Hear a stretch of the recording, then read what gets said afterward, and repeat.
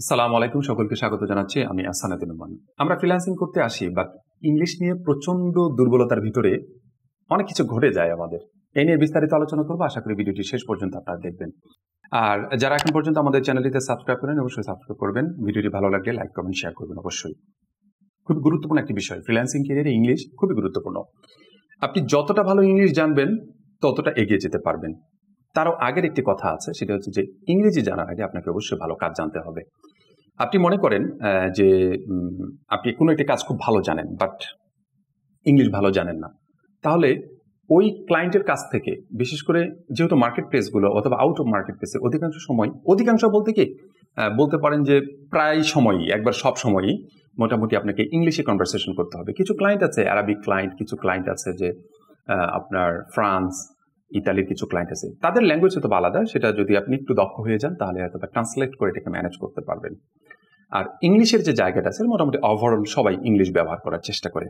তা এই যে ল্যাঙ্গুয়েজটা, ইংলিশ ল্যাঙ্গুয়েজটা, এটাকে আসলে আয়ত্ত করে ফ্রিল্যান্সিংয়ে কিভাবে কাজে লাগাতে পারেন, এই নিয়ে পুরো বিষয়টা আজকে কথা বলবো, আশা করি ইনশাল্লাহ। আপনি যদি একটা ল্যাপটপ চালাচ্ছেন, আপনি হয়তো গ্রাফিক ডিজাইনের কাজ করছেন, ওয়েব ডিজাইন, যে কোনো একটি ক্যাটাগরিতে কাজ করছেন কিংবা কাজ শিখেছেন, আপনি কিন্তু নিঃসন্দেহে ইংলিশ ভালো জানেন। এটা আপনি বলেন আর নাই বলেন, ঠিক আছে, আপনি বিশ্বাস করেন আর নাই করেন, আপনি নিঃসন্দেহে খুব ভালো ইংলিশ জানেন। ইংলিশ ভালো না জানলে আপনি কিন্তু ল্যাপটপ ওপেন করতে পারতেন না, ল্যাপটপ শাটডাউন দিতে পারতেন না, রিস্টার্ট দিতে পারতেন না, ব্রাউজারের যে বিভিন্ন বিষয়গুলো আছে এগুলো বুঝতেন না, অথবা আপনি ইউটিউব থেকে আপনার কাঙ্ক্ষিত জিনিসকে সার্চ করে পাইতেনই না। তো ওই জায়গা থেকে আমি মনে করি আপনি যথেষ্ট ইংলিশ ভালো জানেন। একটা জিনিস শুধু আপনার ভালো ভিতরে নাই, সেটা হচ্ছে যে আপনার যে সাহসটা, এটা নাই, ঠিক আছে, যে আমি ইংলিশে কথা বলবো অথবা ক্লায়েন্ট কনভারসেশন করব। এই সাহসের যে জায়গাটা আছে, এটা আপনাকে সবচেয়ে বেশি ধোঁকা দিচ্ছে। এই ধোঁকা থেকে বাঁচবেন কিভাবে? বাঁচার জন্য সর্বপ্রথম যে বিষয়টা করতে হবে সেটা হচ্ছে যে ইংলিশে ভালো কথা বলার জন্য, ক্লায়েন্টের সাথে কথা বলার জন্য আপনাকে সর্বপ্রথম যে কাজটা করতে হবে সেটা হচ্ছে যে কিছু ইংলিশ কনভারসেশন দেখতে পারেন, ঠিক আছে, কিছু ইংলিশ মুভি দেখতে পারেন উইথ সাবটাইটেল। তারপর এমনটা হতে পারে যে যারা ইংরেজিতে ভালো কথা বলতে পারে তাদের সাথে কথা বলতে পারেন, অথবা আপনি একটা ছোট্ট গল্প লিখলেন, আপনি গুগল ট্রান্সলেটে দিয়ে তার বাংলাটা আগে দেখলেন প্রয়োজনে, যে বাংলাটা কিরকম হতে পারে, অথবা বাংলাটা আগে লিখে তার ইংলিশটা বের করলেন। ইংলিশটা বের করে ওখানে অনেক সময় ভুল আসে, অনেক সময় অধিকাংশ সময় ভুল আসে, আপনি আপনার মতো করে সুন্দর করে গুছিয়ে ইয়ে করতে পারবেন। গুগল ট্রান্সলেটটা তারাই সবচেয়ে বেশি ভালো ব্যবহার করতে পারেন যারা ভুলগুলোকে ধরতে পারেন, ঠিক আছে। এখন আপনি যদি ইংলিশ ট্রান্সলেট একটা করলেন, বাংলা থেকে ইংলিশ ট্রান্সলেট করলেন, আপনি যদি ওইটার ভিতরে কিছু একটা ভুল আছে সেটা যদি বের করতেই না পারেন, তাহলে আমার কাছে মনে হয় আপনি ইংলিশে খুব বেশি দক্ষ না, ঠিক আছে। ইংলিশে এগিয়ে যেতে পারবেন না খুব সহজে। এই ভুলগুলো অন্তত খুব সিম্পল ভুল, এই ভুলগুলোকে আপনি সহজেই নিয়ে আসতে পারবেন, ধরতে পারবেন তখন আপনি খুব দ্রুত এগিয়ে যেতে পারবেন। দ্বিতীয় নম্বর যে বিষয়টি সেটা হচ্ছে যে প্রত্যেক দিন, ঠিক আছে, সেলফ প্র্যাকটিস যেটাকে বলা হয়, প্রতিদিন নিজের জায়গা থেকে নিজেই প্র্যাকটিস করা। হতে পারে আপনি কোনো ক্লায়েন্টের সামনে কথা বলছেন, আপনার ক্লায়েন্ট নাই, বাট আপনি ল্যাপটপের সামনে ভিডিও ওপেন করে আপনি কথা বলতে পারেন। হতে পারে আপনি একা একা এক জায়গায় নিরিবিলি 1 ঘন্টা প্র্যাকটিস করছেন। হতে পারে আপনি কোনো ফ্রেন্ডের সাথে আপনি ফোন কলে কথা বলছেন। অথবা এমন কিছু ভিডিও আছে ইউটিউবে, এমন কিছু ভিডিও আছে যে ভিডিওগুলো শুধুমাত্র আপনাকে শেখানোর জন্য কাজ করে, ঠিক আছে। এরকম অসংখ্য চ্যানেল আছে, বিশেষ করে আমেরিকান কিছু চ্যানেল আছে, যে চ্যানেলগুলো থেকে আপনি খুব ভালোভাবে শিখতে পারবেন যে কিভাবে ইংলিশ স্পিকিং করতে হয়, তারপরে আপনার প্রপার সাউন্ডগুলো কিভাবে, প্রনাউন্সিয়েশনগুলো কিভাবে ব্যবহার করতে, ওভারঅল যে বিষয়গুলো আছে এগুলি করতে পারবেন। এই সবগুলোর উপরে সবচেয়ে বেশি গুরুত্বপূর্ণ সেটা হচ্ছে যে আপনাকে অবশ্যই প্রচুর পরিমাণ প্র্যাকটিস করতে হবে। আগে শুনতে হবে, ঠিক আছে, শুনে তারপর প্র্যাকটিস করতে হবে। একটা মুভি প্রয়োজনে আপনি 15 দিন দেখেন, আর 15 দিন বলতে কি প্রত্যেকদিন 2বার 3বার করে দেখবেন না। আপনি একটু দেখেন, একটু পজ করে নেন, একটু দেখেন, একটু পজ করে নেন, পজ করে করে সে কি বলছে আর একটু টেনে ব্যাক ফরওয়ার্ড করেন, ব্যাক ফরওয়ার্ড করে দেখেন সে এই কথাটা কিভাবে বলেছে, এই কথাটাকে সে কিভাবে উপস্থাপন করেছে, তার বাচন ভঙ্গিটা কেমন ছিল, তার এক্সপ্রেশনটা কেমন ছিল। ওভারঅল বিষয়গুলো দেখে যখন আপনি প্র্যাকটিস করবেন, দেখবেন একটা মুভিতেই আপনার কতটা ইমপ্রুভ চলে আসছে। আপনি কল্পনাও করতে পারবেন না যে আপনি কতটা ইমপ্রুভ করে ফেলেছেন ইতিমধ্যে। আমরা কি করি জানেন? আমরা অনেকে ইংলিশে ভালো না কেন জানেন? সেটা হচ্ছে যে আমরা আমাদের জায়গা থেকে নিজের একটা ভয় কাজ করে। দ্বিতীয়ত, মানুষের সামনে কথা বলতে অথবা ক্লায়েন্টের সাথে কথা বলার আগে মনে করেন যে আমাদের 104 ডিগ্রি জ্বর উঠে যায়। জটটর বাদ দেন, বাদ দিয়ে আপনি ক্লায়েন্টের সাথে ভুলভাল বকেন, কোনো সমস্যা নেই। কোন একটা ক্লায়েন্টের সাথে যখন আপনি কথা বলতে গিয়ে ভুলভাল বকবেন, ওই ক্লায়েন্ট ভাববে যে আপনি নার্ভাস হয়ে গিয়েছেন, অথবা আপনি, ওটা তো আপনার ল্যাঙ্গুয়েজ না, ঠিক আছে, আপনি হয়তো বা বলতে পারেন আমার বাংলা ল্যাঙ্গুয়েজ অথবা আমার ইংলিশ আমার হিন্দি ল্যাঙ্গুয়েজ, যে কোনো একটা আপনার ল্যাঙ্গুয়েজ আছে। তা আপনি তো ওই ভাষাভাষী একজন মানুষ না। আমার মতো করে বাংলা তো একজন আমার ইংলিশ ক্লায়েন্ট বলতে পারবে না। আমার একজন ইংলিশ ক্লায়েন্ট আছে, তাকে অনেকটাই বাংলা শিখিয়েছি। সে বলে যে নোমান তুমি কেমন আছো, বাট এরকম করে বলছে। বাট বিষয়টা কি এরকম না, এটা তো পারফেক্ট হয়নি তার। বাট তার এই কথাটা শুনে না আমার হাসি পায়, বাট হাসতে পারি না। সেম থিং, আপনি যখন কোনো একটা কথা বলতে যান, ওদের মতো করে ন্যাচারালি আপনি বলতে পারবেন না। কোনো একটা সময় গিয়ে বলতে পারবেন, ঠিক আছে, যখন প্র্যাকটিস করতে করতে করতে করতে একটা জায়গায় চলে যাবেন, তখন আপনি বলতে পারবেন।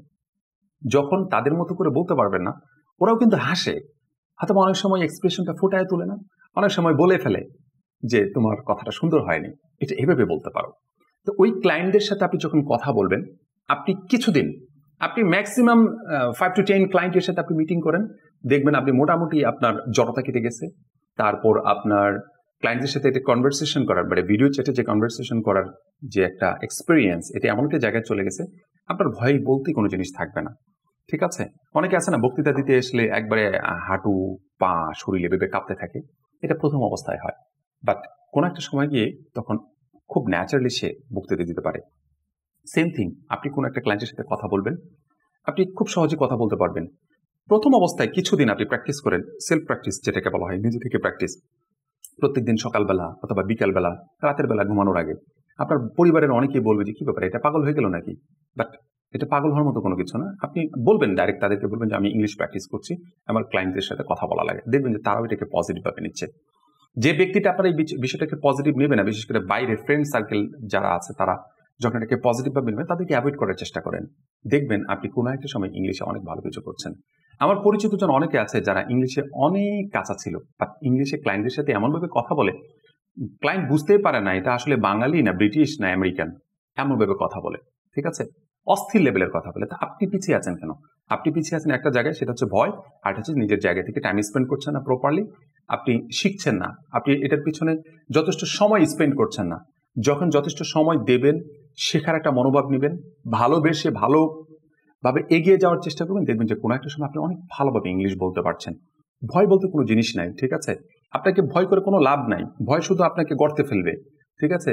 আর যদি সাহস করে এগিয়ে আসেন, সাহস করে যদি শেখার চেষ্টা করেন, সাহস করে যদি আপনি প্র্যাকটিস করা শুরু করে দেন, দেখবেন আপনি ম্যাক্সিমাম 30 days আপনি চেষ্টা করে দেখেন, সর্বোচ্চ 30টা দিন আপনি চেষ্টা করে দেখেন আপনার ইমপ্রুভমেন্ট লেভেলটা কোথা থেকে কোথায় চলে গেছে।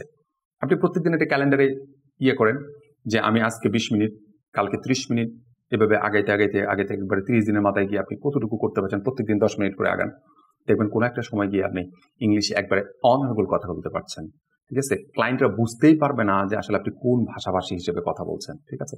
এই জায়গাটাকে করার জন্য আমার কাছে মনে হয় আপনি ইংলিশে করতে পারেন, প্রতিদিন প্র্যাকটিস করতে পারেন। আর এটাকে নিজের যে ভাষাটা আছে, এই ভাষাটাকে মানে ইংলিশে যেগুলো আপনি প্রত্যেকদিন নিত্য প্রয়োজন ব্যবহার করেন, যেমন আমি বসে আছি, আমি কথা বলছি, আমি ল্যাপটপ চালাচ্ছি, এই কথাগুলোকে নিজেই আপনি প্র্যাকটিস করা শুরু করে দেন।